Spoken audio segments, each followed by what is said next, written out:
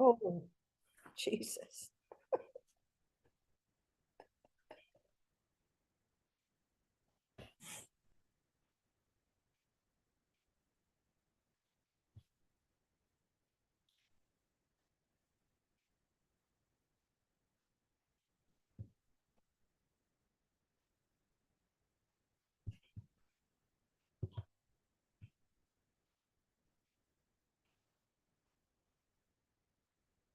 Scott.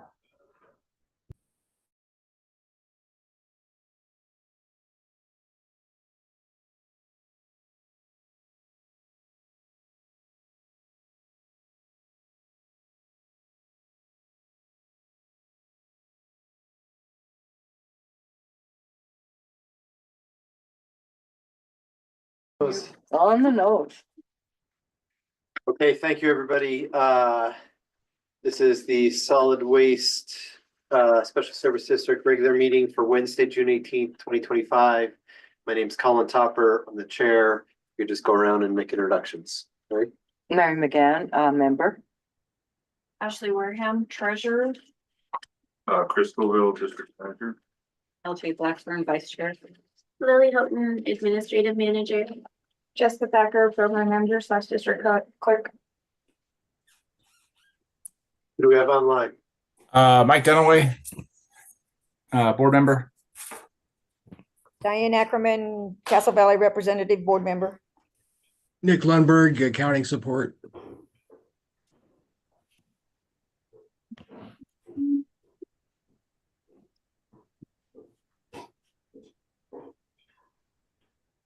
Okay, thank you. So now we are on to citizens to be heard. I think Sarah's there.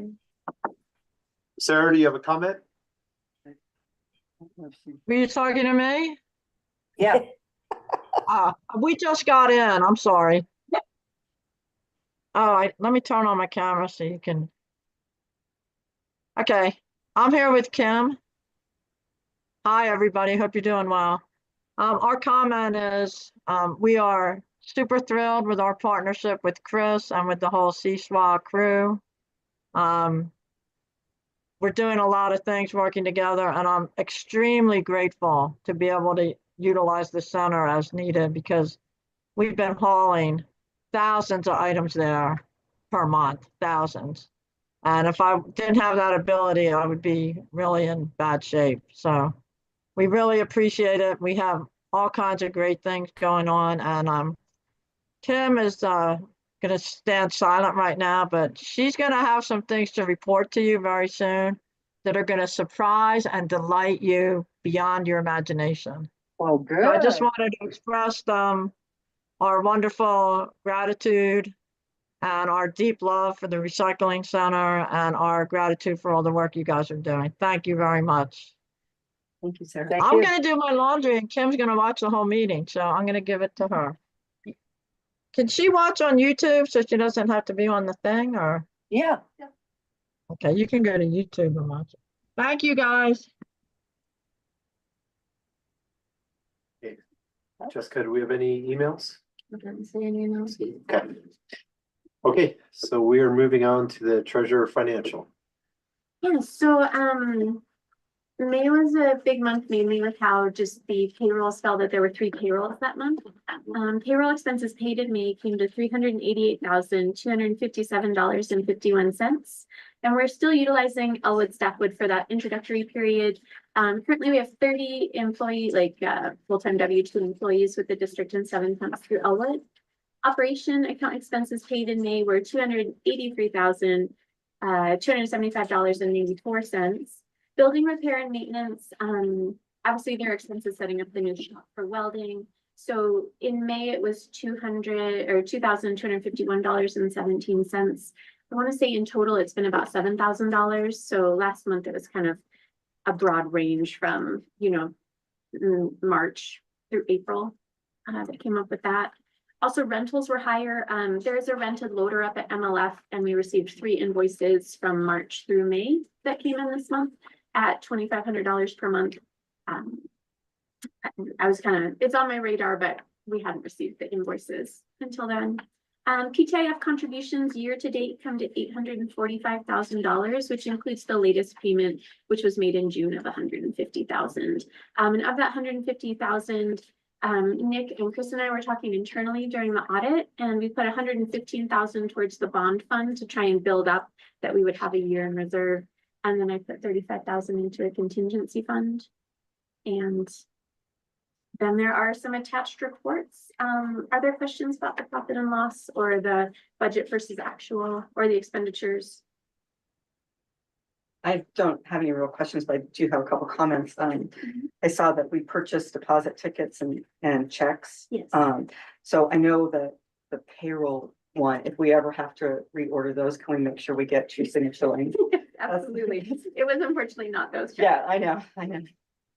Figured because we have a ton of those. And then the only other question or comments that I had was on the profit and loss. The commercial revenues are up, and I'm assuming that's because of the increase on Saturdays and Sundays. I don't know. The I mean, adding- Nick puts those in. So, Oh. Nick, I don't know if you want to speak to that, but I would assume it would be the mobilization fees. Yeah, there's probably a number of reasons why that would be up. It's service increases is probably the majority of it. Those pop up. There are fees, like Lily had mentioned, that would cause that to increase also. And then I noticed the mulch, the chipping and grinding. I'm assuming that's for the mulch. Yes. And when was that done again? I just couldn't remember. Wasn't it done early in May? And we have now paid that out of the Zion's account to kind of apply it towards the composting grant. Great. So it would be reimbursed. I have a comment under repair and maintenance. We're up over 100% in May. Oh, is that the budget versus actual? No, I'm on profit and loss. You're on the profit and loss. Yeah. Okay. Oh, okay. And which repair and maintenance was it? The trucking or? Account 7,200. So April was 20,000. Yeah. And May is 47,000. So I think the biggest contributor to that was the container repair and maintenance, which was $23,000. So that was retrofitting the biosolid containers. They were having some rust issues, so they were worked on by Kurt, and then a liner was put in, and the liner has, is it a 5-year warranty? No, it's a 10-year warranty. So what had happened is we'd used the wastewater reclamation facility hauling the biosolids back and forth. They were pretty new containers and they'd already rusted through all the way through. So we were gonna repair those, and we found a company that places an epoxy on there that's supposed to stop that. So doing kind of a cost analysis between replacing containers every 2 to 3 years versus trying to get a container and put a liner in there that'll last. That's why the decision was made. There was kind of some hiccups along the way, but they're working pretty good now. The other benefit is they actually dump. So there's nothing like hauling a bunch of biosolids out to the landfill and tipping it up and not having them come out. Yeah, and so the 10-year warranty is supposed to kind of offset the extra cost for those containers. Did we get all the containers lined Just for two, this? Or just 2? just two, How many containers do we have?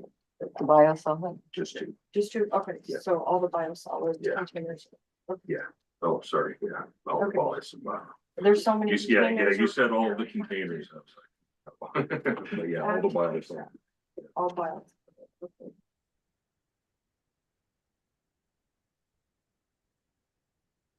What else? Anything else? Diane, Mike, you got anything? Nothing here. I do apologize, I just realized I didn't make any recommended motions, but Yeah, you did it did. at the bottom. Yeah, you did right here. I usually like start having that separate sheet again. Oh, I know. Oh, no, great.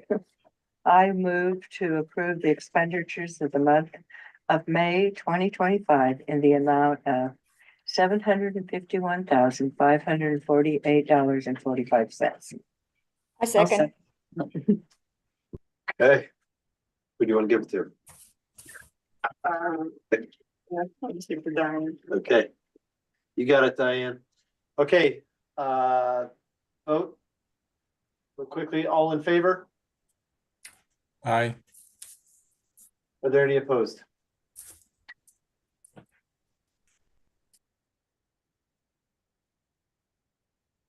Okay. Moving on. Really, thank you.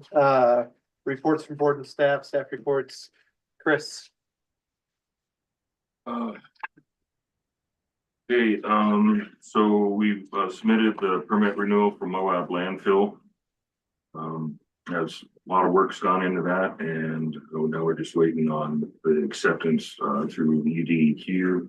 The AMCS contract was signed. It was backdated to April when we went into negotiations. That's kind of when they sent over the new one, and then we kind of had a couple of the changes. The main one being it has a yearly renewal option. And honestly, I'm okay with them backdating it to April because then our renewal comes up quicker.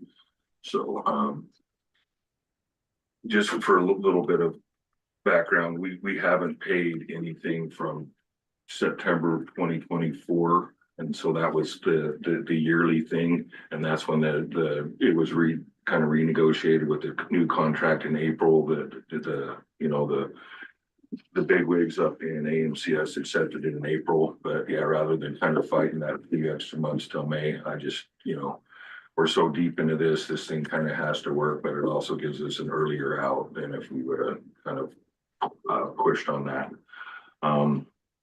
I've been in discussions with the county road department and trying to get bids from LeGrand about doing some improvement and possible repaving for the entrance of Moab landfill. Anyone that's been up there knows that it's turning into a 4-wheel drive road and it's causing some debris issues. I'm also taking into consideration the life of Moab landfill, once we start getting numbers and stuff. But I mean, at the end of the day, we're responsible for 30 years of maintenance. So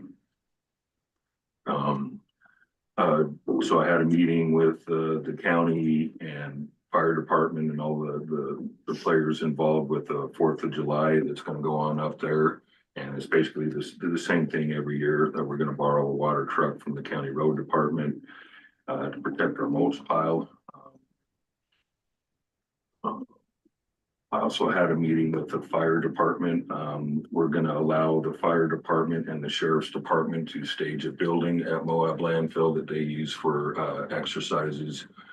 Like the sheriff departments, like the entry, breaching, and then the fire department, kind of the same thing. I think they let the sheriff's department go in there first, and then the fire department kind of follows up.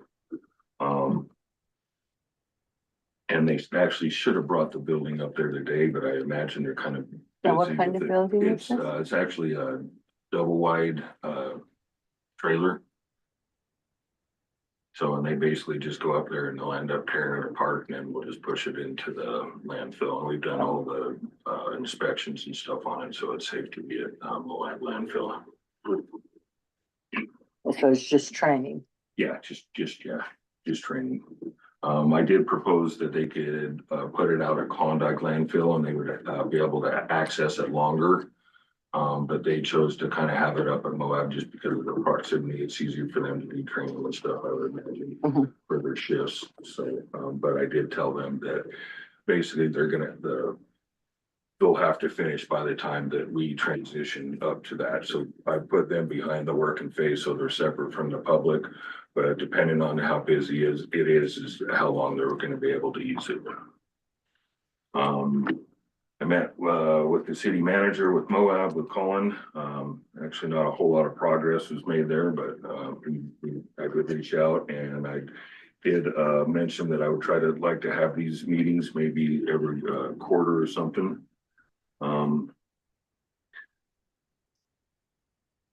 I have been dealing with what's left with the planning and zoning department. I have not made a whole lot of progress there.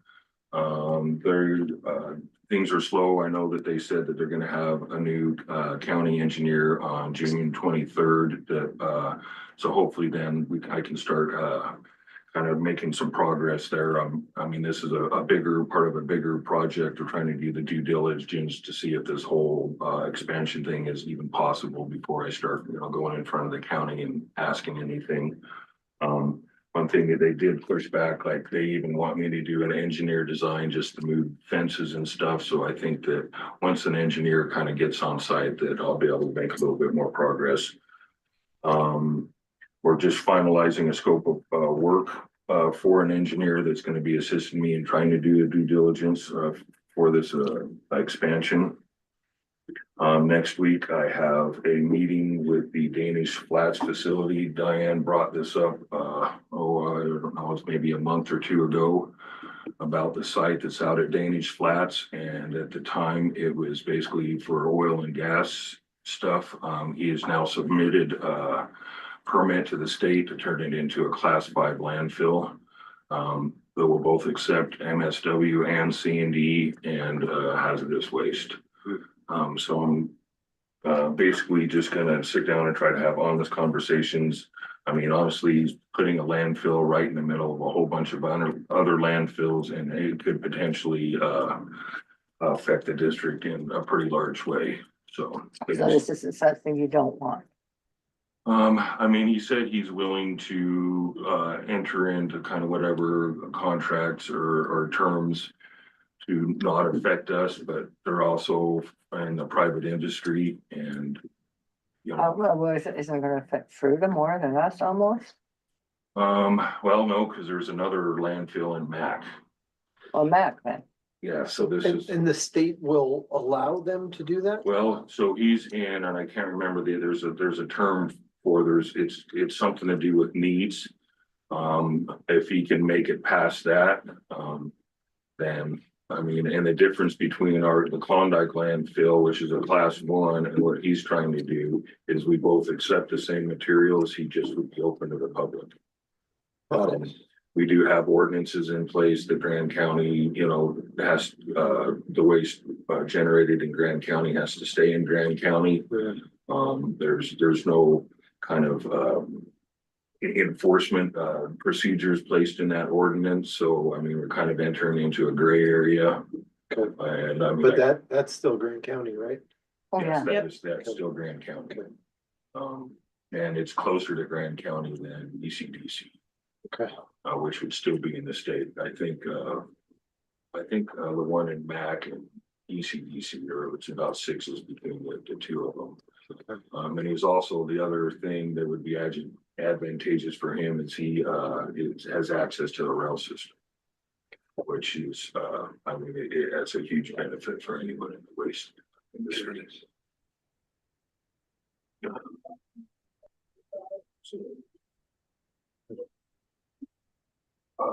So we have an inspection from the UDEQ after 2 years. It's a new regulator.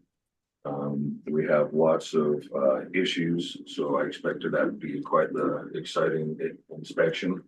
But it's okay. I mean, that's the business we're in. So I plan on calling out all of our compliance issues and working with the state. And I've already kind of spoke with the health department or say, I'm not necessarily hiding anything, but we'll kind of see what the outcome of that is.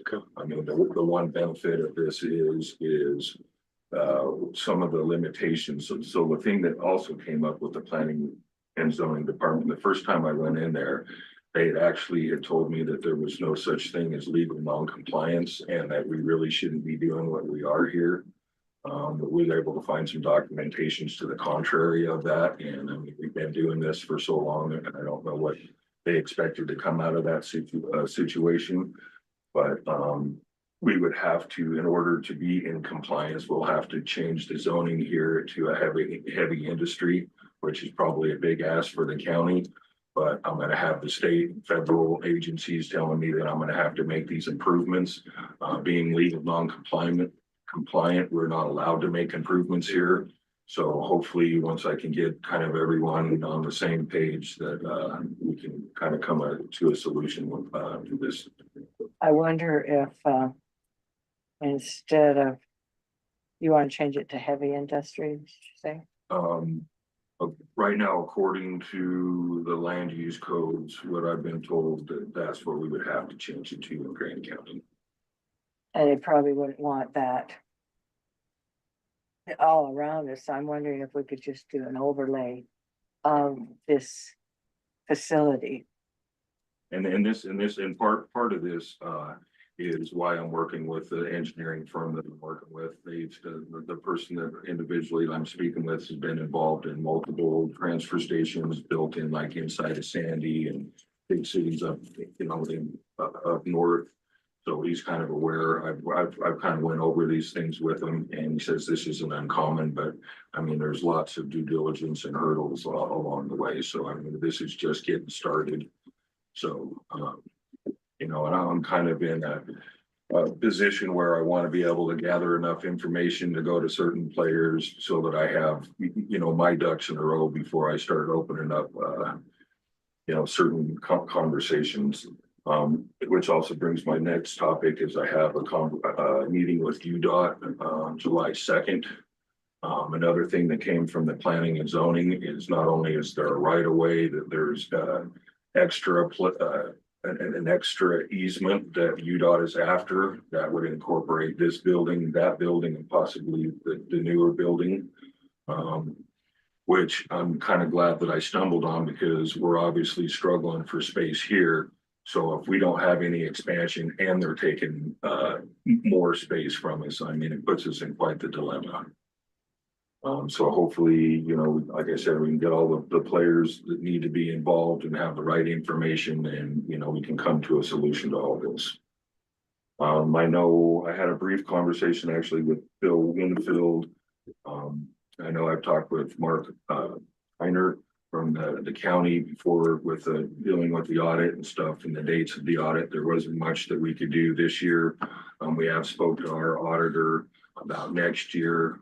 It was brought up to me, there might be some things the county was doing to try to get everyone kind of synced under one auditor. So I'm kind of aware of the situation and, I do haven't whatever we heard have to that. do to be I compliant. haven't heard that, but I do know that where there's a real concerted effort to get all Yeah. the districts to get their, because we always get, And we don't, I mean, used to be, we didn't worry about it that much, but now with these watchdogs that, I mean, if we sneeze wrong, they're going to call the auditors and complain. sure.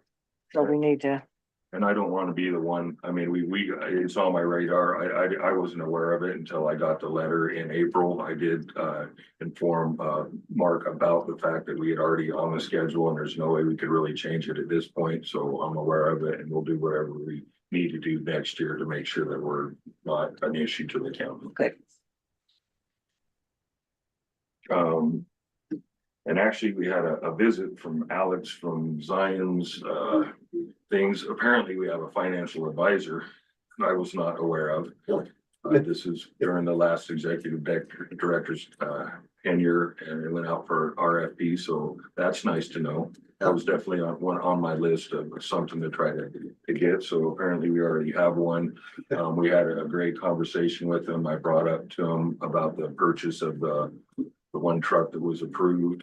He's gonna actually review that contract and just kind of let me know. And Lily kind of brought up the fact that we're doing a little bit better, which definitely changed the tone of the conversation. From like being very concerned to, oh, there might be some opportunities where, he can possibly help. And it kind of went into, doing his, I'm not sure what you would call it, but because he's from Zions, if Zions were to help us, there's some disclosure things that we went through there. If I may, Chris, there's Yes. Alex Buxton, he's a senior vice president with Zion's Public Finance, and he's who helped secure the bond with the acquisition. Our last dealings with him had been looking at refinancing the bond out of necessity, but we're not there anymore. So he was glad to. So, yeah, we're not. We were, that's good. Yeah, we're definitely in a different position. So thanks for that, Lily. So yeah, other than that, yeah, it's kind of been a week of crisis. I'd like to thank Ashley for her help in Last Thursday, it's probably due to a lot of the heat and pulling the moisture out, but we lost integrity of the floor, the working face at Moab. We had lots of complaints on last Thursday. On Friday, we had a semi like extremely stuck. We were able to get them out, but we were able to kind of hired a water truck from Harrison's and we're able to get back some of the integrity and in perfect time too, because there's a local construction company that is just burying us up there. So that's good to be able to accept the income that is coming in. Yeah. It's a landfill, so. And it's the sand, it's just It's- drying it. It's, yeah, and I mean, once you kind of get compaction in there, it holds for a while, but over time, it's just, if it keeps getting work and there's no water continually kind of being put on there, it slowly loses it, and then it just becomes, yeah, super sandy, and then what happens, it's not just that they get stuck, is that they spin out and then they access the trash below it, and then all of a sudden, we're gonna start giving people flat tires and stuff. Yep. So it's kind of Murphy's Law that we just approved a water truck, and then we had a crisis that would have been solved with, if we would have just had a maintenance, you know, because it's Yeah. something if you just continually do it, it actually will slowly gain compaction, and you'll just Yeah. keep it, and it'll get harder and harder, so. For the Use their public, that's how we blow our ends, and that really pisses us off. Yeah. so. Yeah, oh, yeah, no, I, Fingers could be thrown quickly. Anyway, so I'm glad you're on top of it. yeah, no, yeah, in fact, I was taught that, yeah, if you're spinning, you better stop, because Yeah. you're gonna blow drive lines or this, Oh. or, yeah. And then, you know, we don't want to be a problem to anyone. We're supposed to be the end solution to people. So, yeah, thanks for the board for approving that. And yeah, of course, yeah, right after it. Then we did have, well, on Monday. So last year, the board approved to upgrade our scale out at Klondike. It finally came around for us to do it, and we started digging into it, and it was a disaster. So we lost our scale. Then at the same time, we lost 2 loaders out there. And then that next morning, the transfer station caught on fire. Wow. So, Yeah, okay, yes, we are doing good. We're doing, you know, all things being said, but this is an industry that things can happen, and when they happen all at once, it can be exciting and fun. What started the fire? So the fire department, I think I need to go get there because we're putting in the insurance and the investigation, all that stuff, but it's probably 90% sure it was lithium battery. Yep. I mean, just the way that it burned, you know, and some of the things that we discovered that was inside there, it just all led to being a lithium battery fire. Yeah. And thanks for the fire department. I mean, I got a phone call and they were on it. Luckily, I was able to kind of get it out. And another thing that actually came to What light is that we had enough space to be able to pull the truck away from the building for all the trucks and everything to go. So if we wouldn't have had this expansion, you know, we wouldn't have been able to manage the fires as well as managed. I mean, it was all, I think I got the call at 1:57, and I think they were packing morning? up and leaving by 3:30. who saw it? Who called it in? I believe it was a highway patrol called the sheriff's department is how it was seen. It was in the night, nobody was even around. Yeah, That could have been bad. and I think initially they thought it was because Especially of, with driving. yeah. I think they thought initially it was the transfer station that was on fire. That was the call that I got, just because the semi was parked right behind the transfer station. That would have been scary. Oh, I'll throw on top of that, we've lost 2 operators last week and we're losing another one next week, so. Good times, but we have some good candidates coming time, so, and the fire's out, so. Yeah. We're back in business, scale's up and going, in fact, the CRC scale's up and going as well, so. It was looking pretty bleak. Yeah. Well, now we're back in business and everything's glorious and. Huh? Loaders are fixed and moving. One of them. And I'll take, yeah, I'll take one overnight. And that's all I got. Okay. Thanks, Chris. Lily. So the audit with Human Rich and Mercy was at the beginning of the month. There were a few takeaways. Overall, they said it's going well, and that was good for me. Last year's audit was all LJ's work, so this year I was like, "Ooh, let's see how I'm doing." There are definitely things I can improve upon. The few takeaways I wanted to bring up, and I think similarly to what's been told to the district in the past, the employee loan program was brought up. The language went back and forth between prohibited and not recommended, which is kind of vastly different. We haven't issued any employee loans yet this year. We've been trying to find workarounds, doing vacation payouts, but something for the board to consider, I think, at a future date. So there were a few other things like public notice compliance. We need to make sure all the board members are listed on the Utah Public Notice website. These are housekeeping things that we can do. One of the biggest things would be a credit card policy. There's a template on the Utah State Auditor's website. I just didn't have time to prepare it before the board meeting. I thought we had one a long time ago, or maybe it was just verbal when Evan discussed credit cards with me. You probably started drafting one, but then finalized. Probably.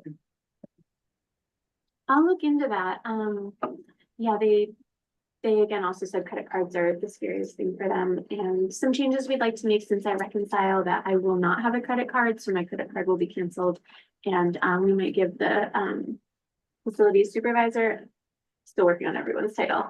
They might get a credit card, but just mainly the only things on my credit card are, you know, like the Adobe subscription, like just monthly reoccurring subscriptions, internet up at Moab That Landfill. can go on anybody's. That could credit. easily go to, I think it'd be appropriate for Chris or Jessica to have that on their credit cards.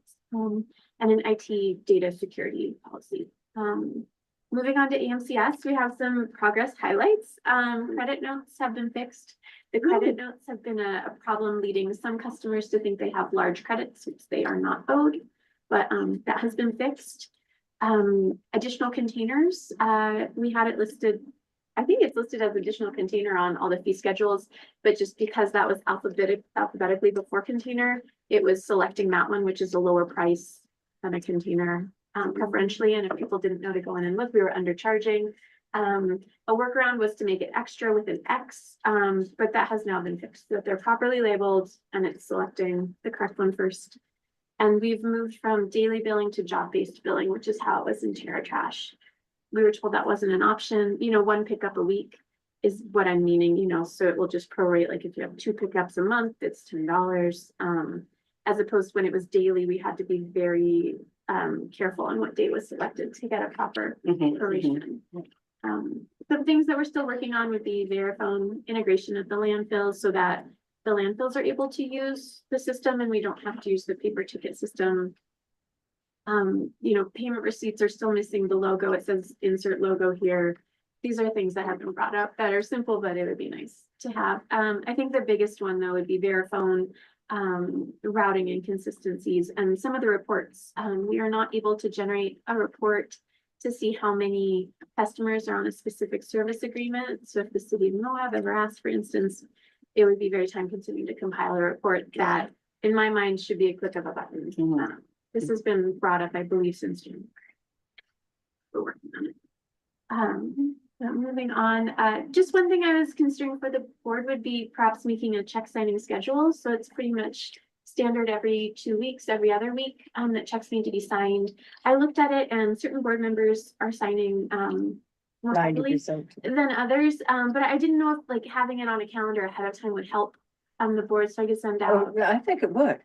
We tried that once before. Oh, you so I did? think Oh, okay. Chris and I did, but. Oh, But okay. it's hard, you know, I think you were so understaffed.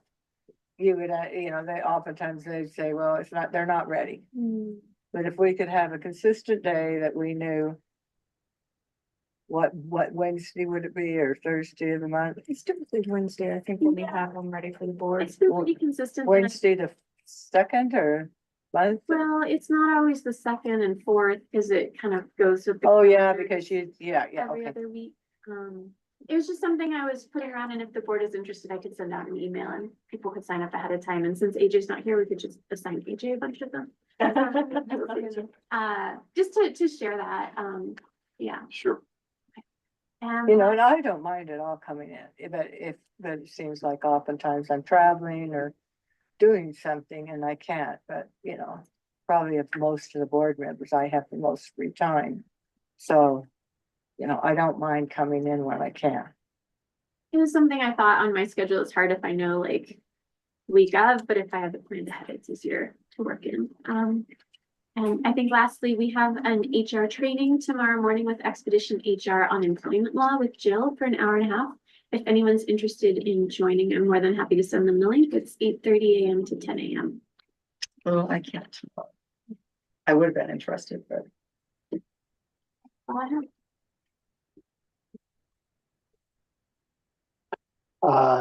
So back to the check signing, Lily, in your opinion, does I mean, is the current situation, is it stressful for you? Do you think that would alleviate some stress or with you trying to? I'm not stressed. I usually get the checks done like Tuesday morning by 10 at the latest, and then Jessica reviews them Tuesday, and then Chris is kind of planning on Wednesday morning to review, so like Thursday at lunch through the end of the week.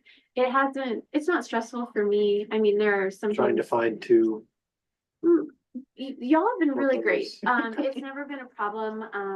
I just looked at the numbers and it's skewed more to some board members than others. But I think that's more of availability than anything. I mean, it's really a lot harder for somebody that has a 9 to 5 job than it would be for me. So, what I'm saying, I don't know if I'm saying it clearly, but I think, I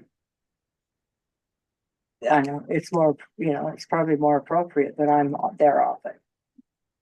I just wonder if there is a schedule and then people have to change a schedule, if that becomes more More chaotic problematic. than. Well, yeah. could it be the job of the person that needs to get? Oh, I would Find be, somebody. you guys are all volunteers. I would be more than happy if like this week is scheduled for Colin and Mary. If you aren't able, who else is able to come in? It was my mind. It's, I think, really up to you. I just didn't know if that would Okay. be easier for some. Talk about it.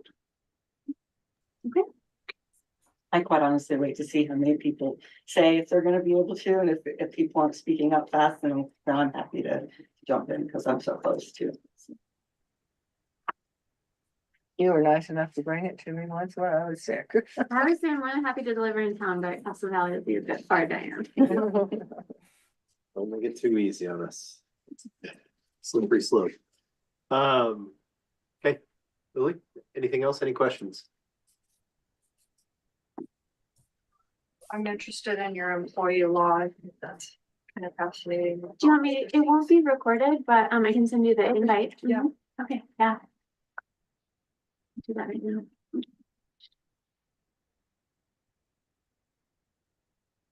Okay. Yeah. Moving on, Jessica. Okay, so I've got a couple things because my two major things are actually new business items. But Chris and I will be meeting with Orion and Jonathan at the health department to discuss potential options for enhancing the used oil collection program. I was able to locate a block grant through the UDEQ, and we could utilize it for potentially expanding the area, educational outreach, to buy more infrastructure, anything like that. But since the health department is responsible essentially for the oversight of the program, we thought it'd be useful to pull them in because they're the ones that do the site inspections of the program, to make sure we're in compliance with UDEQ. So they're going to come in since they're familiar with our site and kind of give us some suggestions. So they're actually really excited about us going after this. But on the other tail end of that inspection, we did get pinged for not having a spill plan. A spill plan. Yeah, a spill plan.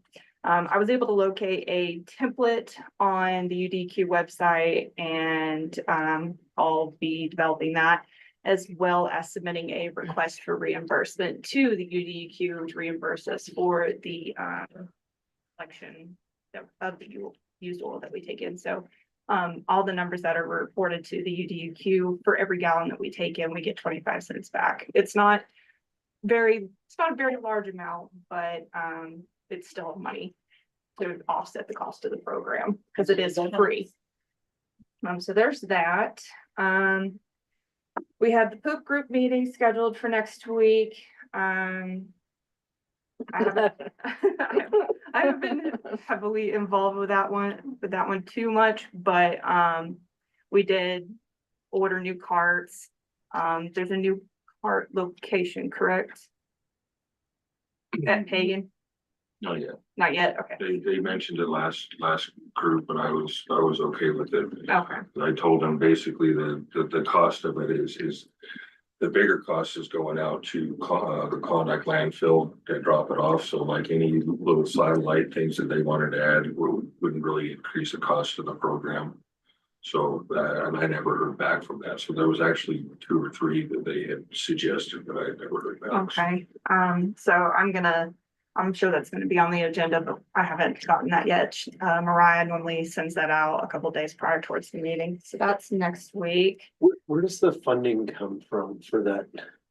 Or, I mean, is there funding involved or? is this Yeah, just we just finally, volunteer? I mean, we did it, we started the pilot, well, we didn't start, Okay. but we were involved in the beginning of the pilot program, and then it went on for.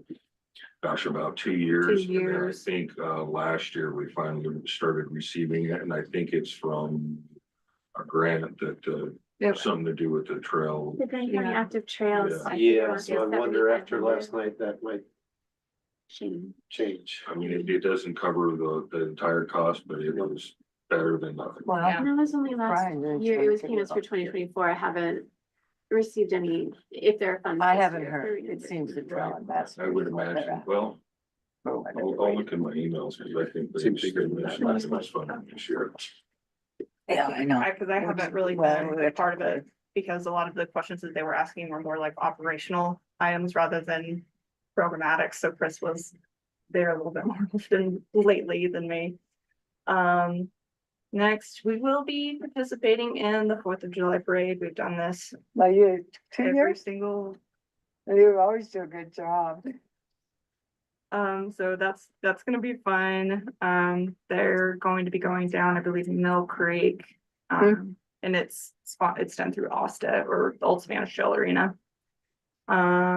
Reviewed all active and non-active Klondike landfill franchise agreements and contacted all of them to receive updated certificates of liability as part of the franchise agreements. And then we identified 1 or 2 that haven't been active out at Klondike, whether they were dissolved or they just haven't been actually active. And so I sent out notifications of termination of their franchise agreements, and they have, I believe, 30 business days to respond to me. So there's that. I will be attending a presentation from Synergy next week. They are looking to, if I remember correctly, they're looking to go with a company called Trax. Next Trax. Trax? Next Trax. What? Yeah, they make the tracks through pathways and decking and things like that. So Yeah. it's to use plastic. They want to collect plastic to give to them, the program, so So that they have. gonna be attending a presentation from them to kind of hear a proposal about this system. So they would be.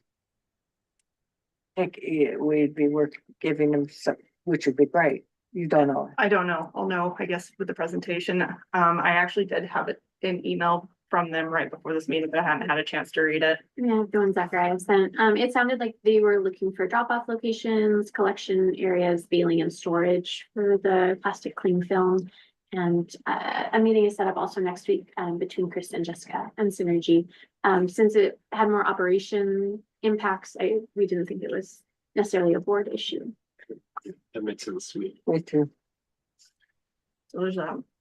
And then just a couple of reminders to the board. I know all of y'all have been getting hounded by me for your missing certifications. I've got the majority of everybody's certifications, but there's I still a think I got mine. handful.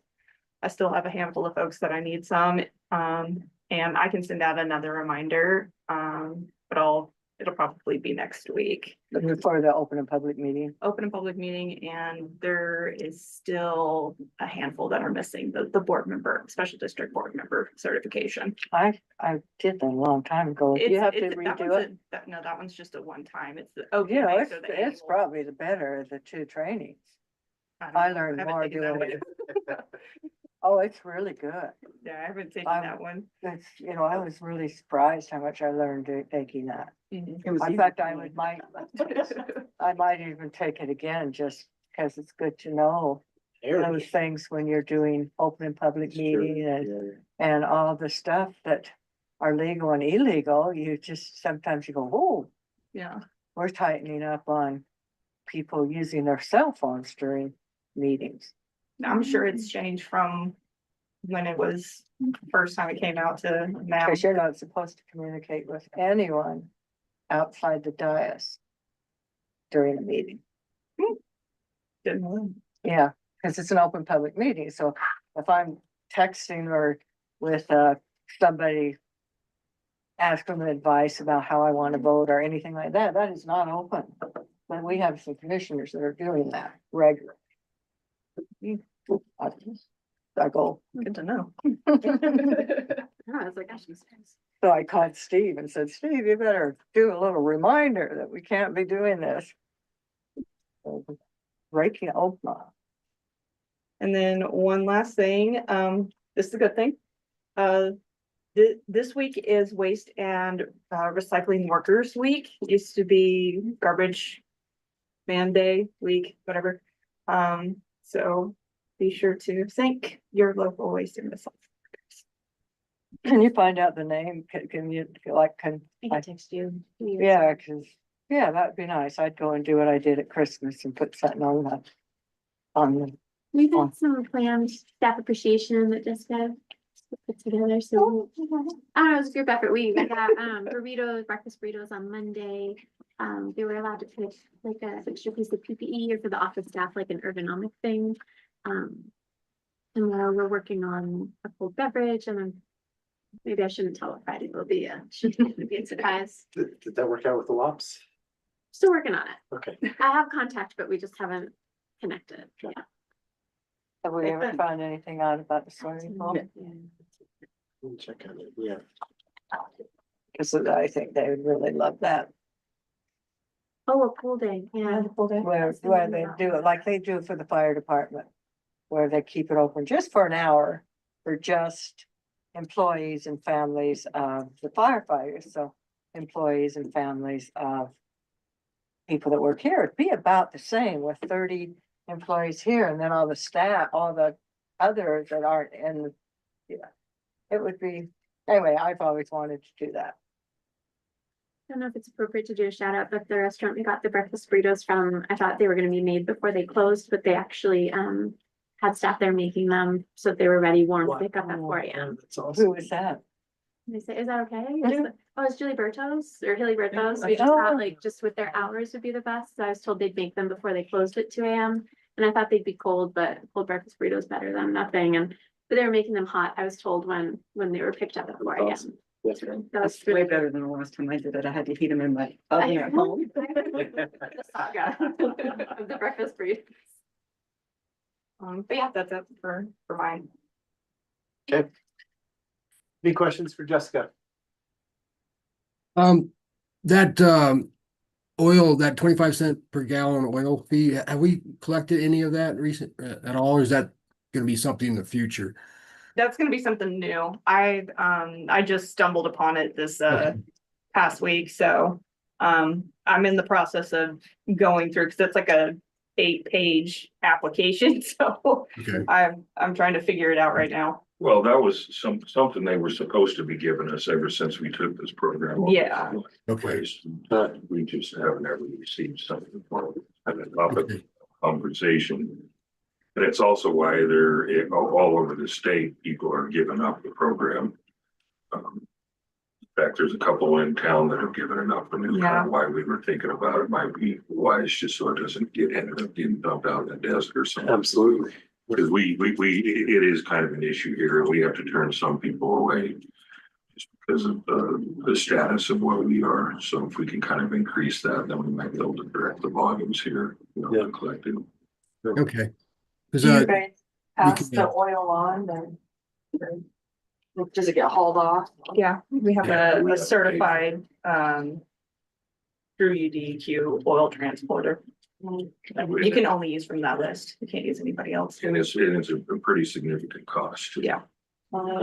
Like, I know that there's places, including myself, that have a waste oil heater that we use, so it's interesting that you guys have to pay to haul it off, so maybe in the new building or upgrades and stuff. Yeah, that's a great idea. We've looked into doing our own oil, and in fact, when it was before we purchased Monument Waste, there was multiple places, even a couple of the schools. So and it never really became an issue because we could always get rid of it.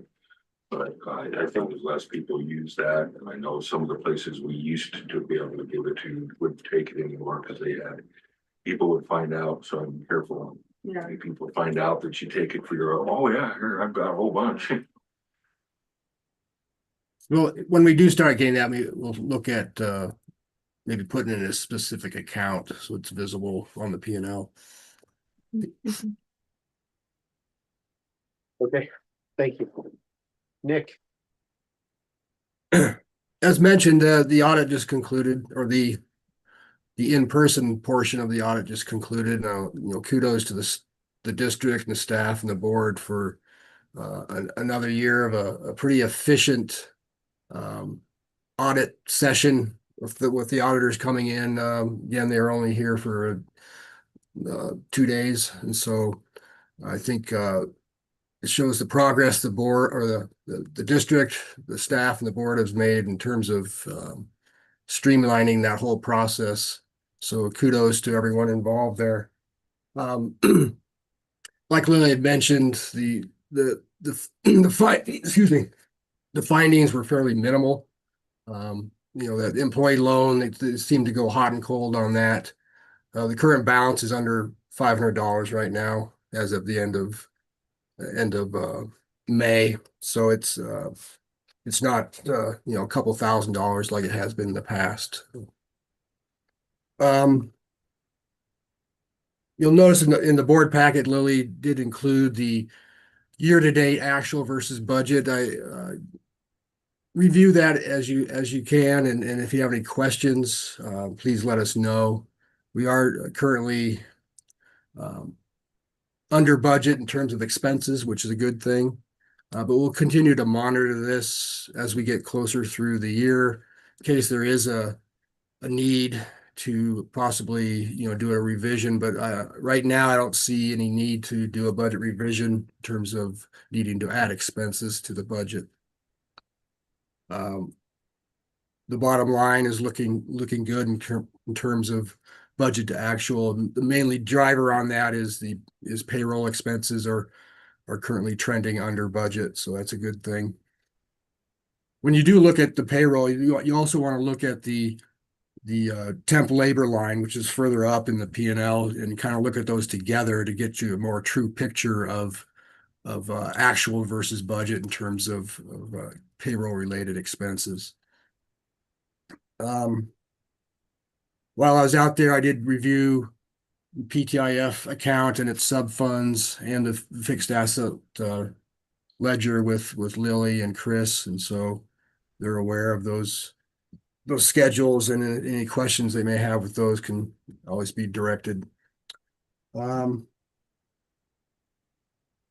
a side note, I was up in Idaho working on a house up there doing some maintenance, and I attended the local community's movie in the park event, and there was the local trash provider there. It's called Eagle Rock Sanitation there in Idaho Falls, and they had the shop guys had made this little train out of that could be pulled by a small yard tractor that was made out of the poly carts. They were tipped on their side, and then a hole was cut in them where a child could sit in there, and they were dragging them through or driving them around the park and around the trees and stuff. It was a unique little thing that they had created for a community involvement. So I'll send Jessica some pictures just so you can see what they look Jessica, like. make it happen. Yeah. I love it.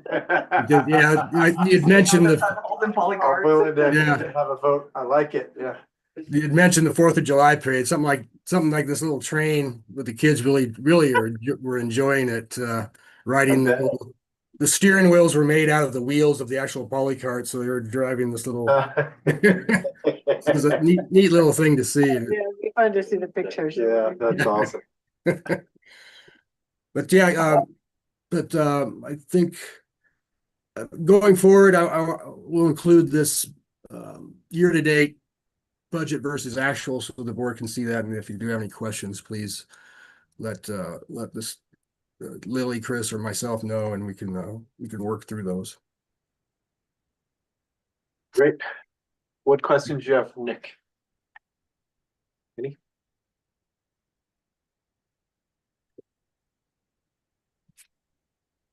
Okay. Moving on to the board reports. Mary? We don't have anything. It was good to come in and sit down with the auditors and just hear how we're doing. Like I said, I think audits are good. They are a hassle, but they are good to just review and make sure checks and balances. And I think it's good that they pointed out just to keep in mind, this is public money. Keep in mind of everything that we do. This week with helping Chris with the water truck and the comments about the equipment operators. I'm curious, do you guys do like third-party exit interviews? I'm wondering if maybe that would maybe shine some What is insight. that? Like when employees leave for whatever reason, that it may be, whether their choice or our choice, third party kind of interviews them, does an exit interview. Or like our HR person does it. Yeah, that's where I'm kind of leaning towards, like, would she, I can't remember what you said her name was. Jill, that is something I could reach out to see if she would be, it's not something we've done. I'd be more than happy to reach out, but I think staff might appreciate a third party to speak for you Yes. too. So that we could, I mean, especially as we have this relationship. Yeah. We could see how valuable that. I'm insight just curious would be to- with a third party, if maybe we could just get some insight and maybe start helping mitigate something. I don't know. Who knows why? I don't know why they're going. I think I can identify what most exit, but I mean, I think there might be valuable insight into, Yeah. What do you think it is? what led up to certain things. What you think? Not just for this, but for future. Yeah, For the yeah, future. yeah, absolutely, because I mean, that's ultimately the goal is, Mhm. as we've raised, increased wages and stuff, and we're trying to attract a higher caliber of employee, and then we want to keep those employees, especially with their intimate engagement with the community, driving up and down all of our neighborhoods and everything, so. Yeah, that's good. I think, and questions like, what do you think they did good? What do you think they did bad? And just be that. At least me, myself, I could be more honest with the third party. And then maybe we could take those reports and sift through it, and there's places to improve or address, or this employee seriously just disgruntled in that question. I mean, there's just. I think it could be valuable is why. I think it's a great idea. I like that. I Yeah. appreciate it. Especially over time too, because if Yeah. you're planning the same. Yeah, looking for people have the trends, same yeah. issue, Right. it's like, okay, And sometimes it's just finding a better job. And it could be just that, but even, when an employee just, they found a better job, like, that's where you ask, what do you think they did good? What do you think they did bad? Like, it's like they're interviewing or evaluating us, so, Be great. or the district, however, anyway, that just came to mind, and, I know it's super hot out there. I think it's really hot for myself, so I can only imagine all the boys and girls in the field. Good job, keep it up. Yes. It's tough out there right now, but it'll. Last year I brought them all those buffs. Do you think that would be a good idea to do again, or do you think, did they go over well? The buffs were, I mean, the majority of them were taken, so I assume that went over well. I mean, that was one of the PPE items that they could, Oh, there were some cooling things, but if you have extra buffs and want to bring them back. I don't know where they are with them now, but seemed like there for a while, we had all these that just sat in the back of the travel council storage, and I'm going, because they are nice to get wet and put on your neck. Absolutely. Yeah, I'm starting. Those tours for. There's lots of benefits. on the employee note, are we getting operators through Elwood? Are we getting what all? So Positions right now, are they- whether they find, there's a couple different things, so, Okay. Gustavo kind of manages that. If he's got a candidate, he'll send them our way, but we also use them if we put out our own applications and we hire them, we're sending them there. I mean, partly we're trying to get this whole HR thing and all the things established, so. And so we decided to just, that way, I mean, to save a lot of, basically a lot of time. Because, I mean, this industry is what it is and people Yeah. don't realize it sometimes until they get here. So probably, like, I would say historically, one of the highest turnover rates is just the new hires, just Okay, because yeah. they get here. They think, oh yeah, that would be cool to ride on the back of the garbage truck I can imagine that. till lunchtime.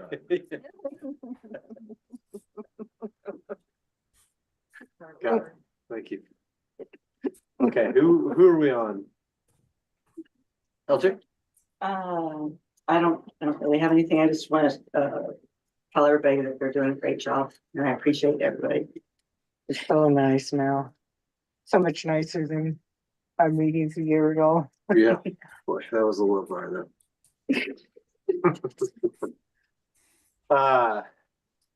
Yeah, but absolutely agree. Okay, Diane, what do you got for us? I don't have anything. Don't have anything. Mike, what do you got? I don't have anything. Okay, so the couple things that I got, one is as Chris mentioned, I met with him and the city manager.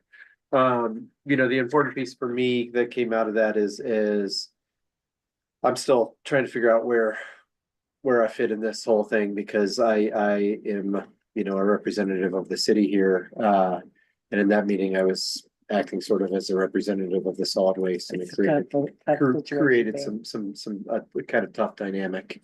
Yeah.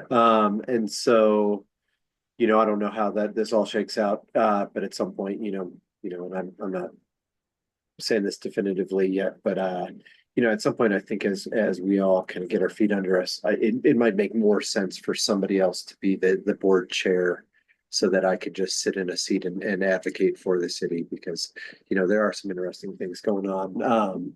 You know, we're talking about city building and stuff where I'd love to be able to, you know, take more of a role of you know, just that advocating for the city. But, you know, we can discuss that all as it comes up. I really like being in this position right now and having the interaction that I do with the staff. So, and then the other thing is we participated in the audit after discussion and you know, I think it's been touched on, but the auditors were incredibly complimentary of, you know, their years that they have working with Nick and then also with what Lily and Chris are doing here. And so that, you know, that was definitely something that resonated with me. But they definitely, they saw the, you know, the trajectory that we're on and the improvements that are being made. So thank you. Okay, that's it for me. Okay, so moving on to old business, discussion, possible action item, motive. So motive is our cameras, GPS. And it has its own kind of software that has some maintenance. I mean, it's got a lot of cool components. Our contract ends in September. We're at a pretty significant discount. So once we go off that contract, it will drastically increase. I mean, we pay roughly, and I kind of round it up, but we're about $1,000 a month right now. With the cap. With, yeah, and everything that provides. Now, right now, a lot of the trucks, we have forward facing cameras and we have rear cameras and they have a GPS in them. As we kind of went to the end of the contract, we were looking at basically upgrading all that and doing what they call a 360 camera. So we would have recordables all around every vehicle, including an in cab. There are and I kind of asked for them because I've driven before with an in-cab camera. And it's a little kind of unnerving having Big Brother right there. But there's been a couple instances that could have answered some questions.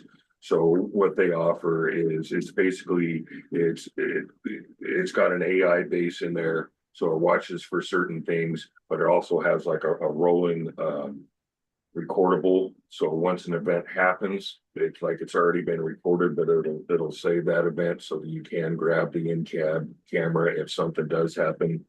It has a lot of increased features. I personally like it a lot. I'm just kind of crushing the numbers. Don't think I'm quite ready to ask for the board's approval on this yet. It would be pretty significant increase. So we would go from about $1,000 a month, which will go up, probably $1,500 to $2,000 a month. The new thing, so they were pushing pretty hard for a 5-year contract. I mean, we got too much going on here, and really in my mind, we have about a 3-year interval where we're gonna understand what the future of the district is gonna be. So with the 3-year contract, the monthly price would be about $2,600 a month. But that would upgrade all of our trucks. So some of our older trucks don't have all the capabilities as the new trucks. So this would put the 360, the GPS, increased tracking, and increased dashboard. The total of it would be $93,691 for the 3-year contract, which is I left my paper in there, but divide that by 3 and that's how much it is yearly. Yeah.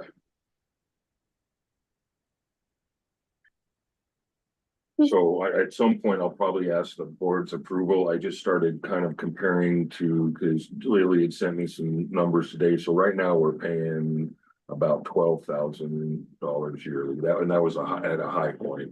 So that's gonna go up. So, I mean, unless the board's okay with trying to approve that number, I can kind of crunch this and kind of go back with them.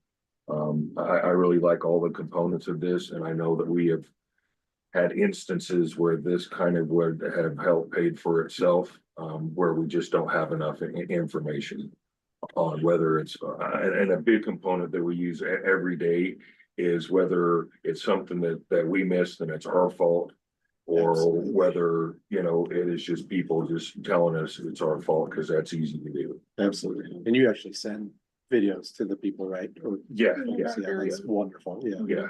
And then, so it's like, hey, this is what it It is. wasn't out there.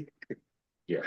Can I ask, does that contract amount include the cameras? Because I didn't realize this, but Levi maybe last month purchased 2 cameras that were about $800 each for the trucks. Will we have So- to buy all new cameras? No, so what this does is basically the service provides us all the hardware for free.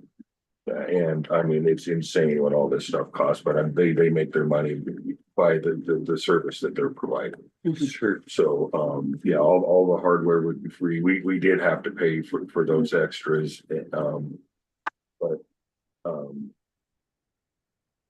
so yeah, this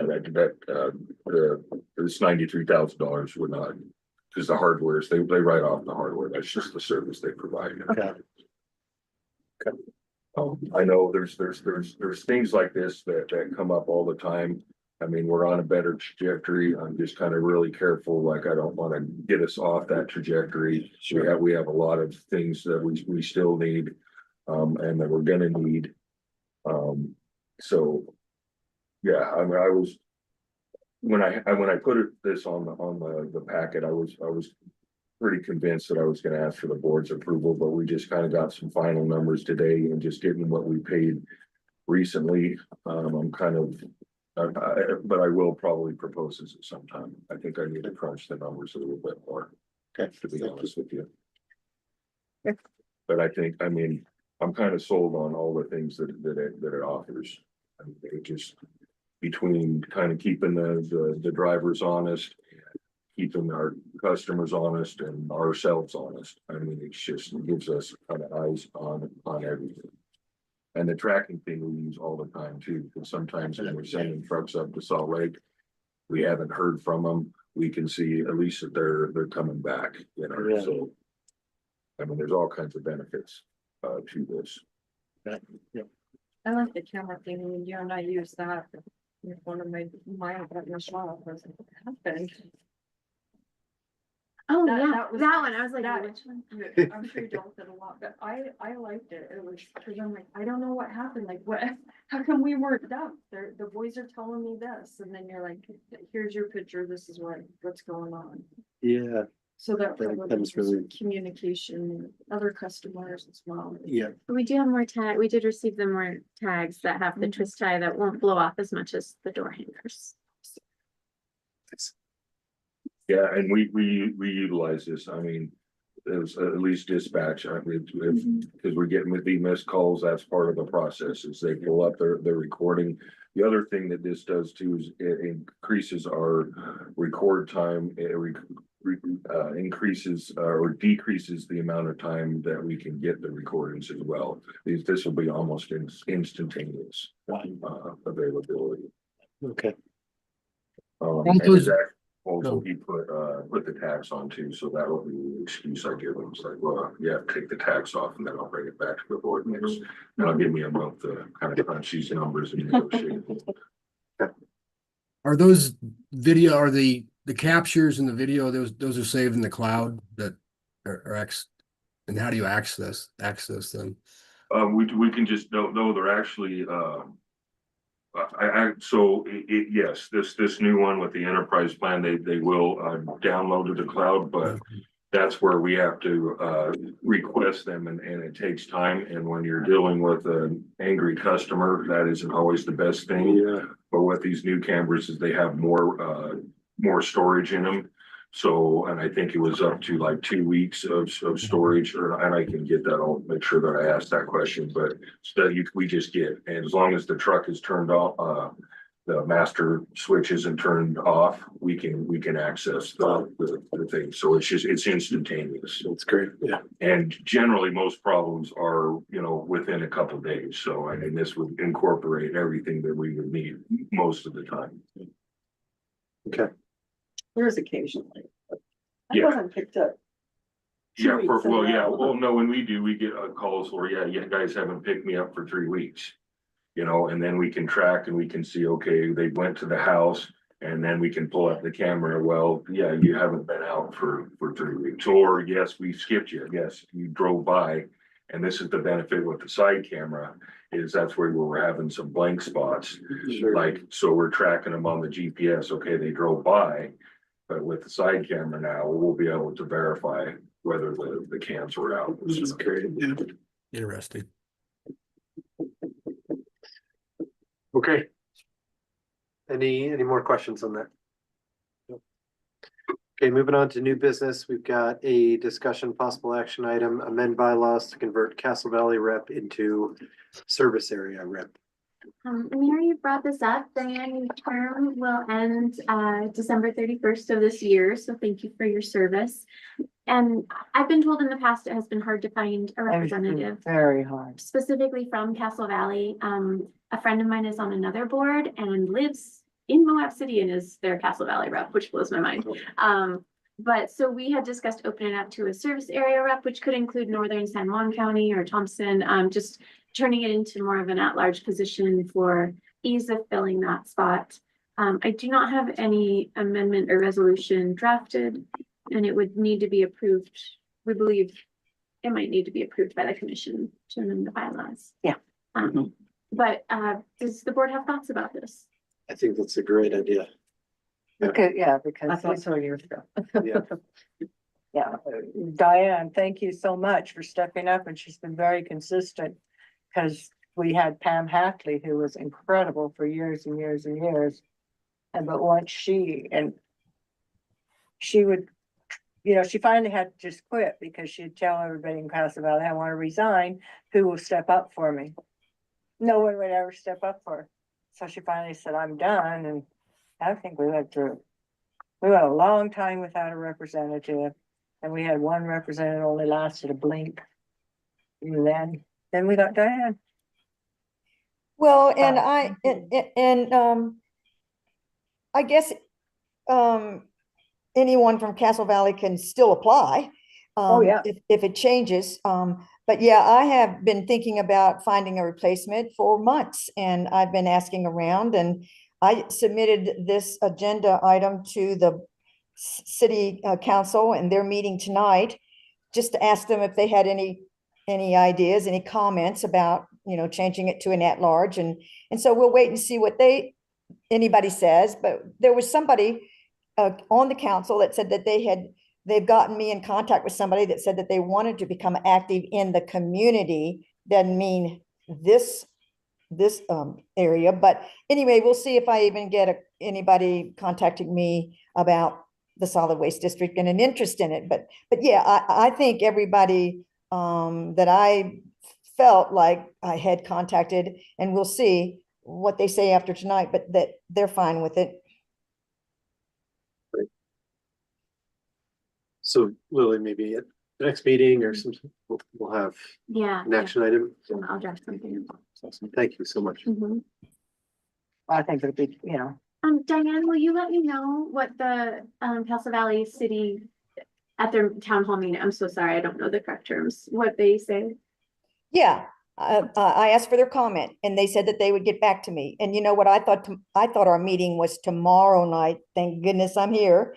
But anyway, yeah, I'll hear from them. They said that they would let me know, and I'll let you know. Thank you. Okay, anything else on that? Okay, moving on to F, discussion possible action item, review and an approval for the purchase of the composter as part of the food waste diversion and pilot compost program. So I put this item on here. I'm not quite sure if, since it's grant funding, I don't know if we're actually required to get the board approval for it, because we've already got the funding. I don't know. But I started to look into some other options, because after just having some discussions with Green Mountain Technologies, who is the original composter that was put into the original grant proposal as the selected composter, we found out that there was going to be a 6-month lead time.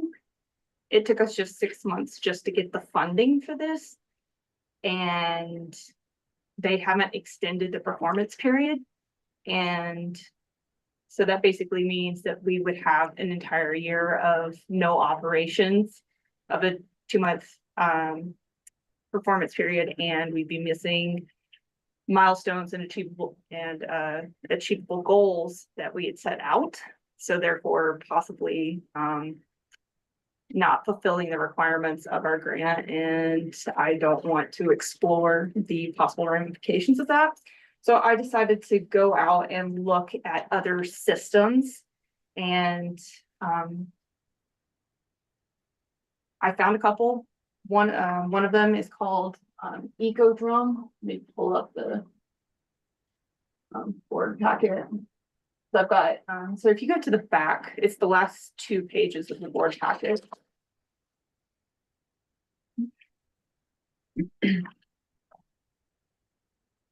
EcoDrum. Yeah, the EcoDrum.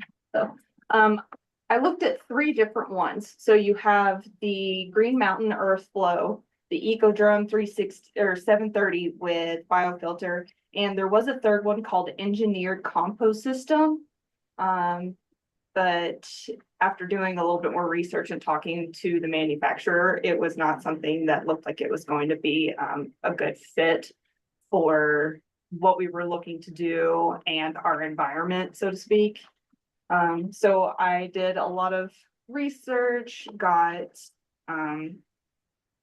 quotes and confirmation from EcoDrum and both Green Mountain Technologies that should there be any further changes to our status of our grant, because they have been known to, like I've told y'all, grant it, pull it back, grant it, pull it back. So both of them have agreed to do delayed production, that we could go ahead and put the request in to get the funding, and once that funding hits, they'll start manufacturing immediately. Got it. So there's not a loss to either of us. like on our end and on their end. The only downside I could find on the Eco Drum is it is just the composter. It doesn't come with the sifter or the trommel screen and the bagger like the Green Mountain Earthflow does. But the good thing about the Eco Drum is it's actually an expandable system. It's got a 2-week lead time and it's a lower cost of around $60,000 and it is an expandable system. Whereas the Green Mountain is overall is $231,000 and does not expand. So if we got larger volumes, that would be it. So I went and looked up, I believe it's called the Sittler Screener Bagger Combo. This is, these are systems that are used by like greenhouses for bagging mulch, bagging garden soil, but it can also be used for compost. So I got a quote from them and the cost of getting this bagger screener and the Eco Drum together, if I remember correctly, comes out to approximately $149,571. What was that? Right here. Okay. Yeah. So those are the two. And I kind of just wanted to, I've already been in conversations with Chris and I've also been in conversations with the city and USU because they were our partners in this grant. So everybody's aware of what's going on. But I wanted the board to also be kind of aware of these discussions that were going on and if they had any input and so I could answer questions. So yeah. So with the grant, so we're approved to up to $300,000 and then they will just, whatever system we decide on, they will reimburse us for that cost. Mhm. And so the sifter and that stuff fits into that. I mean, it's essentially the same system, it's just a different company, Yeah. but I've been able to verify, with the exception of the bagger combo, they're all American made.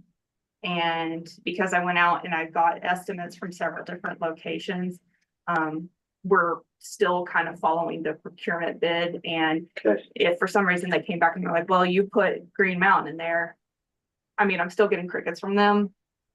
Yeah. But I can at least say due diligence was done and then we found something that was better suited and will, or is possibly better suited and will potentially allow us to meet our goals better than the other system Yeah. that we had originally proposed. So basically like a change order. Yeah. And I mean, is it conceivable that we could even go with the expansion initially and still be $30,000 under what the Green Mountain? And it's a Suppose, shorter yeah. lead time. That's a shorter lead time. Yeah, and We could- I've gotten reviews. Yeah.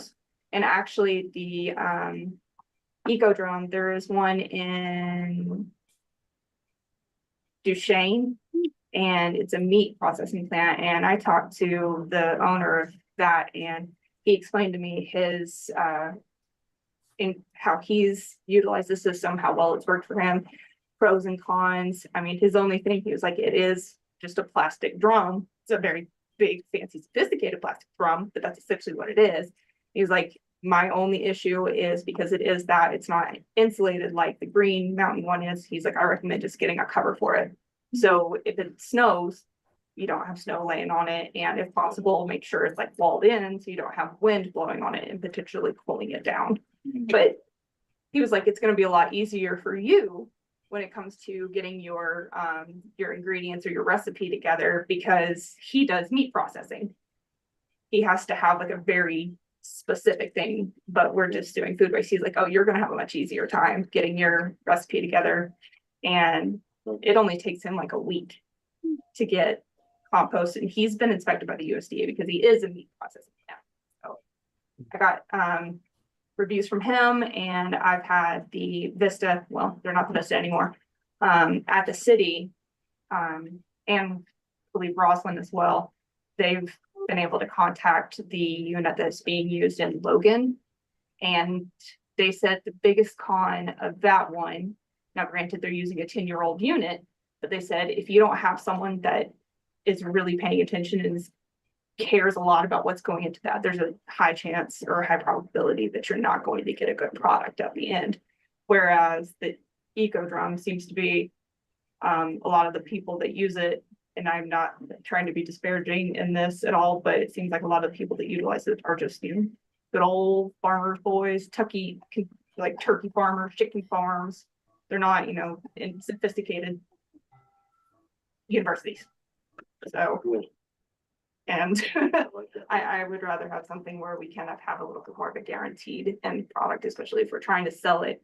And that was part of our in-kind donation to the grant, because that was part of the reason why we were considered, is because we had this large in-kind donation that would come from sales, and that was supposed to be the sustainability portion of, or the long-term success of the grant beyond the grant funding period, is that we're going to create a product that people are actually going to want to buy. So there's a lot to consider. I would like to comment, Jessica, I was looking at their website today, and I agree with you that there's a lot of people in Arkansas where these things are made. And most of the people that they interviewed that I saw on there were chicken, pig, and all these. It's a great way they've found to utilize composting to get rid of their mortality, they call it. And so I also drew that conclusion, but I was very curious and was adamant to look to see where the US dealer network, meaning these things are made in Arkansas, and if we need, and I know we can call them, that's what they refer to. You can call them, they've got people on board, but how do you fix, maybe Chris, you can know what exactly could go wrong. It's just a motor and an auger. And I suppose that if things do go wrong, you probably could find someone more local to work on them. But I'm just thinking about, if we have problems down the road after we've had it a few years and they need working on, they need fixing. I just wondered if you'd found anything like that, Jessica. I haven't, I did actually pose that question to the gentleman at the meat processing plant. And it's basically just like you said, it's a very simple setup. It's, he's done the work on it himself. I mean, he's a farmer and, or a rancher. So as far as I can tell, it's a pretty basic system that isn't overly complicated. Whereas I did, one of the reviews that I got off of the Earthflow is that it is a much more complex system and might be a lot more difficult to maintain. But there's also the difference in warranty. Green Mountain has a 1-year warranty, Eco Drum has a 10-year warranty, and I believe the Screener Bagger has a 1 or 2-year warranty. So if we're talking about ease of repair and maintenance, it's going to be the Eco Drum. Jessica, it seems to me that everything you're saying kind of. I mean, I Yeah. personally, after doing all the research and all the discussions that I've had, my preference would be the Eco Drum and then the Sifter Bagger combo. Just because I've watched videos, I've talked to people, and I've heard it said that, one of the salesmen has been like, oh, we'll promise the moon about composting. And then once they sell you the unit, it's. Yeah. Yeah. I got a couple of things. to add to Yeah, this, too. Chris has got some more stuff. Just so the other thing is, Jessica's done a lot of research, and this was kind of brought about because we weren't sure that we were doing our procurement policies correctly, because we didn't want to be called out on that. But the difference between the 1-year warranty and the 10-year warranty is huge. That's huge. And the reduced cost. Now, to clarify though, is that this delayed manufacturing means that we give a check to the company and then they would hold that check. And then if for some reason that the funds are rescinded, then they would not make it and then we would get that, or they would Got we'd cancel that check. So there would be initial cost investment for us, but if for some reason that we were not reimbursed by the grant, then we could just cancel the whole thing. And then when it comes to the sifter bagger thing, is it being a separate unit, it actually offers other utility for us and not just compost. If we could, because a lot of these things will have like their own screens and stuff on it, so we could even increase a screen type mold, so we could bag other materials as this process kind of expands. It gives us more utility rather than just limited to the one container of the Green Mountain, where it's basically kind of attached. So this just kind of expands, and we're doing this because we want to do this. We're not just doing this because we got a grant and we're going to do this for 3 years. I mean, the whole intent is to grow this into a food collection for the city and be able to make this a sustainable program to go on. And I think that the adaptability of having the two separate thing it makes a lot of sense. I'm not completely sold on that type of unit yet. We still need to do another research, but we thought just because there was so much money involved, that we might as well let the board know kind of what's going on. So if it shows up and it's not the Green Mountain, you guys are like, well, you know, what's going on here? We won't be. Yep. Yeah, I felt like doing a little bit more research into the available options to what would actually fit our option, like our operations, because like I really appreciate the people that, you know, did the initial research and the application of this grant and their enthusiasm, but they're not going to be the ones managing and operating these units. We are. So we need to make sure that what we're selecting falls in line with, you know, the vision for the future and for the community. And I didn't even think about being able to use the sifter and bagger for screened mulch. I didn't think about that. And I think the city was supportive. I mean, Oh, yeah, no, the we city, basically had a meeting. It's like, okay, we need to do this now. We finally got the money. Let's do it. And so Jessica and Sydney, I mean, they've done all this research, but I think they're in agreement. I think the only one that's maybe not in the loop is Roslyn, and I think would be appropriate to reach out and say, hey, we came to this conclusion. Last chance to throw in your 2 cents. yeah. Cause she was there briefly for that last meeting where the idea came out, but we hadn't really like zeroed in on all the pricing and options and stuff like that. But you'll notice there is one thing right there that says Ellis Products. I did find a screener bagger combo that is also, they're made in Mississippi. I don't know. But they're made in America as well. And I reached out to them for a request or for a quote as well, but I haven't heard anything back from them. So. Well, this is something we're gonna have to jump on, because as Yeah. Jessica said, like, we're on a time crunch and they've already started the clock a long time ago. Yeah. So, I mean, but it's nothing new to the district here. We're just working with. You know, maybe this is a different conversation, but I was just curious maybe about where the stuff that's going to come, the food waste is going to come to the composter. How is it going to get there? How's it going to be put in this vessel? And you know, because with this eco drum, you get a 55-gallon tote lift. Well, I'm going 55-gallon tote lift. Now that's for turkeys and chickens and pigs.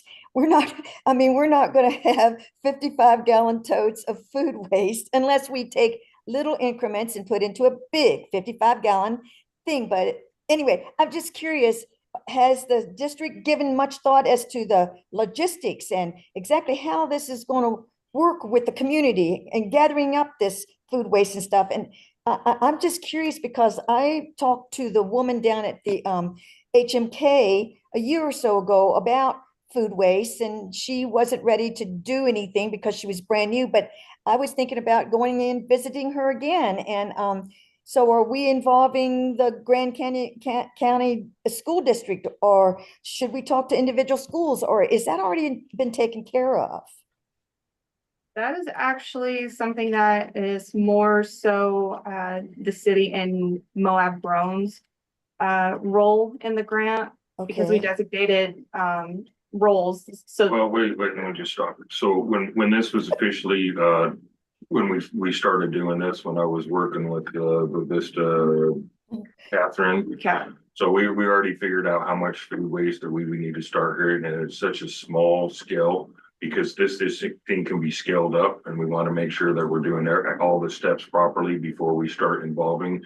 And in fact, last conversation, I kind of shut this down a little bit because we were going to start with such a small amount of food to begin with that we're not really concerned where we're going to get. I mean, we could even the intermodal or earth flow at kind of its maximum was 496 things of food, and that's not very much. That's probably one customer. And so what we want to be careful of is slowly making sure we're doing this right before we start getting the community. I think they've already kind of started to educate the community and stuff, but we don't want to go full out there and end up with a bunch of rotting food at our facilities.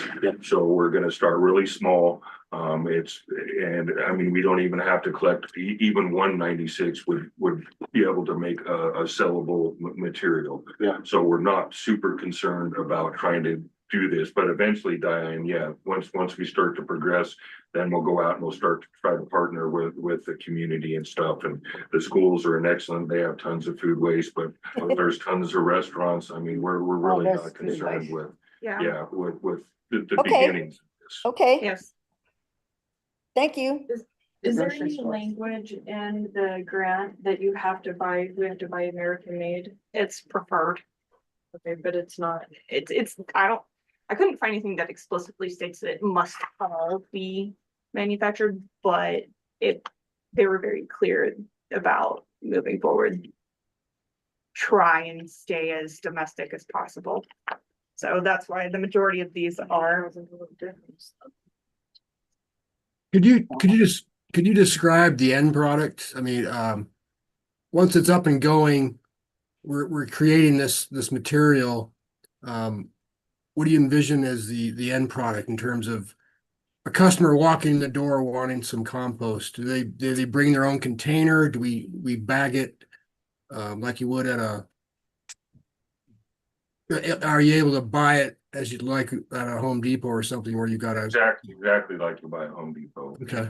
On this, there was two models that we looked at to make this sustainable. one was being able to individuals to come in and purchase bags, and the other was to sell in bulk to local farming communities. Okay. That's where the USU partners that they had identified some takers for the bulk. Yeah. And yeah, but yeah, Nick, it'd be just like if you walked into Home Depot or down at True Value and you buy a bag of compost. Okay. Interesting. Sandy, Okay, I have just one comment about, not, you had mentioned something about you didn't know if the board needed to, since it's a grant, needed to vote on it, but I think that is our responsibility on any expenditure that we do, whether it's through a grant or not, so I do believe that. Okay, I wasn't sure because I've seen that discussed before. I don't remember which entity it was about, discussing or needing to approve an item that was grant funded. Above the procurement policy, and that's kind of, even though we were like, well, let's just throw it on. Yeah. Then we're covered. I'm just trying to like cover all my bases. Sure. Excellent work. Yeah. okay, If the board were to vote on it, I would recommend that they only vote on the eco-drone portion of it. Because I want to make sure that if we're gonna invest in the bagger and the other component of it, that it would meet other certain requirements, okay, if that makes sense. Yeah, sure. because that one's Canada based. So if we get the eco drum portion, can we buy attachments later to get the bagger and the sifter and the conveyor? Yeah, they were completely separate manufactured, completely different Okay. systems. So you would basically have to make it and then feed into into the. So the bagger sifter sifter is, it's just a funnel that can be top loaded and it's got a, it goes through the trommel and then that goes down the conveyor belt into, another like drum. And then that's where the bagger is. So it's like a whole system, but it's movable. So if we decided that, you know, we did go with the eco drum and then we realized, oh, you know, this 60-foot unit is not handling our volumes, we need more, we can, they have 10-foot and 20-foot attachments, so you can expand it. That way we can just move the sifter bagger down. And actually, to your point about maybe just starting with the bigger one, that's what you had mentioned that the one person you had talked to is one thing you wish you would have done was gone Get to the biggest get unit. the biggest. Yeah. why not? So, and I did email them asking for pricing for their bigger units as well, and I haven't heard back. Great. Okay, so any action needs to be taken now? I think we'll do a little bit more research and Okay. get back to it. Yeah, and maybe like dial in and give a chance to have Rosalind kind of. Mhm. put it in And see if I can there. get another quote from that Ellis product. Okay, cool. Jessica, Is- thanks for the great work. Yeah, Sorry. awesome. Yes. If this is then put together by next board meeting, is that soon enough? Cause we're in a time crunch, so that's kind of. I mean, I would like to do it no later than next meeting if possible, because I've been researching for a while And now. honestly, we're a couple months before any infrastructure is gonna be ready to take it anyways. Okay, I mean, I haven't started any of the infrastructure because when we were initially looking at the Green Mountain thing, it was a 6-month type thing. Mhm. So. Mhm. Yeah, I think we're gonna be fine, but yeah, it's definitely something that we need to. Move on, Yeah. especially with the funding continuing to be so precarious, because last email I got from them was recommending that you log into the ASAP portal, which is the automatic secured something payments.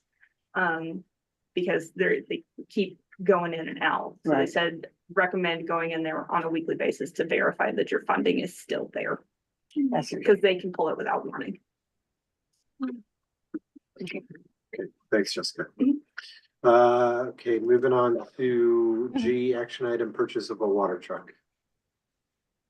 I don't, you guys want me to go into any more detail? No, I've been just trying, it was, did it end up being $138, Yeah, it's 139,000. 38,000? Oh. So this is an estimate. I would ask the board to approve 150 to take any contingencies and stuff, so I don't have to come back. Obviously, I would come back, but I think that would cover it. We've worked with this company before, and they've assured us that, you know, they will try to keep it as close to this estimate as possible. I don't know if anyone's interested. I mean, it's 2018 Peterbilt. It's got 116,000 miles on it, and they're gonna be putting a brand new water truck on it with all the, you know, standard water truck 5. This one actually comes with a water cannon as well. Well, I'll make There's the parade. a motion to approve the purchase of a water truck for up to $150,000. Thank I'll you, Mary. Second, thanks, LJ. Any questions, any discussion? Quick vote, all in favor? Any opposed? We're really trying to push for July 4th, so we don't have to borrow Bill's water truck. It's like 2 weeks, wow. It's more than likely, you know, yeah, it's a little more than 2 weeks, but it's not. The water truck I borrow from them, so it's kind of old. So every time I borrow it, it's like, oh, this is the time it breaks. 8, moving on, discussion item, glass recycling grant. I'll be very quick on this.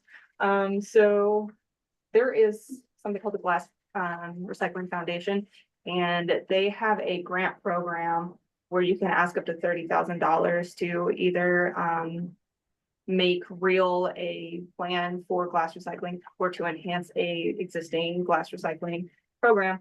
So I am in the process of applying for that grant for the full amount of $30,000 to enhance our glass recycling program by purchasing 3 specialized 18-yard containers that will serve as satellite drop-off locations, as well as some funding to build a concrete bunker to house the glass recycling that we have on site, plus some like additional funds for education outreach, and in partnership with the city of Moab to sponsor artists to put murals onto these dumpsters to kind of enhance and beautify where they're gonna be, because nobody wants to look at these giant Nice. khaki containers. So we'll be doing a 100% match to that. That adds our value. And I've already spoken to Alexia at the city, and she said that once we have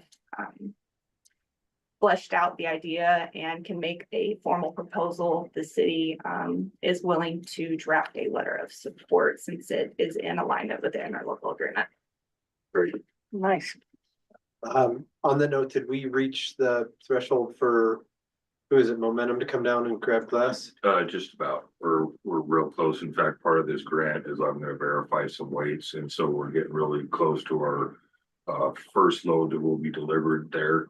And just kind of, I mean, this grant basically, so we kind of committed ourselves when we went into the ILA, and we said that we were gonna do this, so we kind of have to buy this anyways.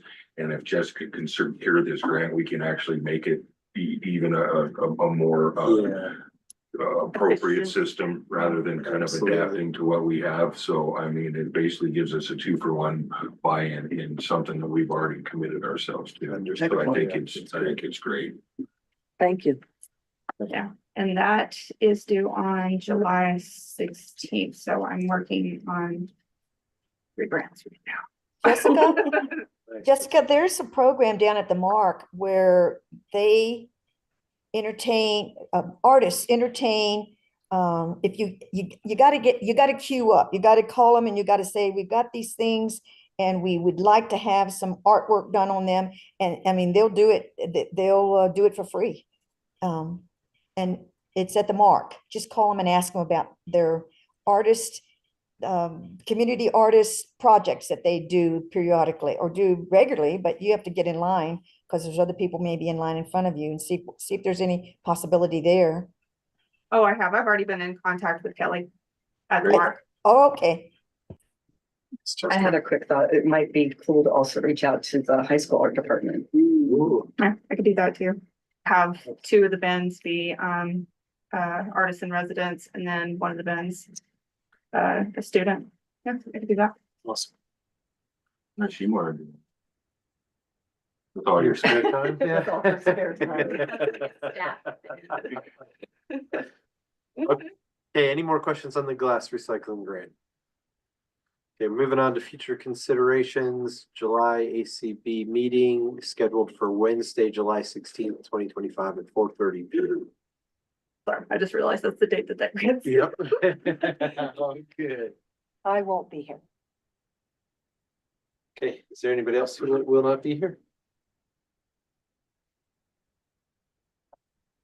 Maybe AJ. Okay, do we have a closed session? Anything? No? Oh, good. Okay, then I will go ahead and adjourn this meeting. Thanks, Thank everybody. you. Thank you. Thank you. Bye. Bye.